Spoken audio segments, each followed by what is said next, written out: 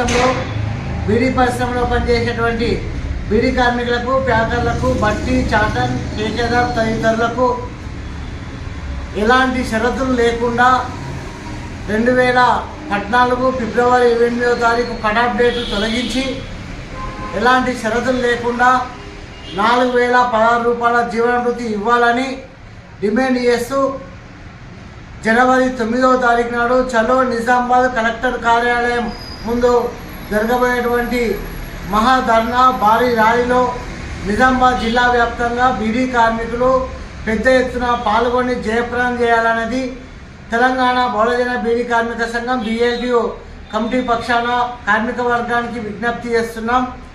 జనవరి 9వ తారీఖు నాడు ఉదయం 10 గంటలకు Tilak garden, Rajiv Gandhi auditorium, Amruthalakshmi hospital ఎదురుగా ఉన్నటువంటి తిలక్ గార్డెన్ నుండి ఉదయం 11 గంటలకు భారీ ర్యాలీ ప్రారంభమవుతుంది.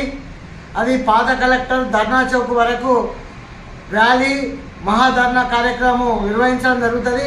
ఎందుకోసం అంటే గడిచిన 2 ఎన్నికలల్లో కాంగ్రెస్ ప్రభుత్వము, ముఖ్యమంత్రి రేవంత్ రెడ్డి గారు బీడీ కార్మికులకు ఎలాంటి షరతులు లేకుండా 4016 రూపాయల జీవన భృతి ఇస్తాము, 2014 కటాఫ్ డేట్ తొలగిస్తామని చెప్పి మా బీడీ కార్మికుల ఓట్లతో గద్దెనెక్కినటువంటి కాంగ్రెస్ ప్రభుత్వం, ముఖ్యమంత్రి మరి సంవత్సరం గడిచిన ఈ రోజు వరకు బీడీ కార్మికులకు ఇచ్చిన వాగ్దానము నేటి వరకు అమలు చేయలేదు. కాబట్టి ఇప్పటికే తెలంగాణ రాష్ట్ర వ్యాప్తంగా గత 2-3 నెలలుగా బీడీ కార్మికులు పెద్ద ఎత్తున ఆందోళన చేస్తున్నారు. అయ్యా ముఖ్యమంత్రి గారు, నువ్వు ఇచ్చిన వాగ్దానం మాకు అమలు చేయాలా? ఎందుకంటే ఓట్లప్పుడు మా ఓటు తీసుకుపోయి నువ్వు అధికారంలో ఉన్నావు.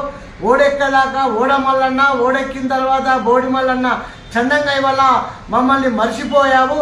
కాబట్టి ఇప్పటికైనా మరి మా బీడీ కార్మికులకు ఇచ్చిన వాగ్దానము ఏదైతే ఉన్నదో 4016 రూపాయల జీవన భృతి, అదేవిధంగా 9 వాగ్దానాలతో పాటు ఇళ్లల్లో మహిళలు పనిచేసేటువంటి గృహిణి మహిళలకు 2500 రూపాయలు మహాలక్ష్మి కింద ఇస్తా అని పెన్షన్ చెప్పావు. మహాలక్ష్మి ఆడనే పోయింది, 2016 రూపాయలు ఇన్నే పోయింది. కాబట్టి ఇప్పటికైనా ఎలాంటి షరతులు లేకుండా 4016 రూపాయలు ఇవ్వాలా. ఎందుకంటే వాళ్ళ బీడీ పరిశ్రమలో పనిచేసే కార్మికులకు చేతి నిండా పని లేదు.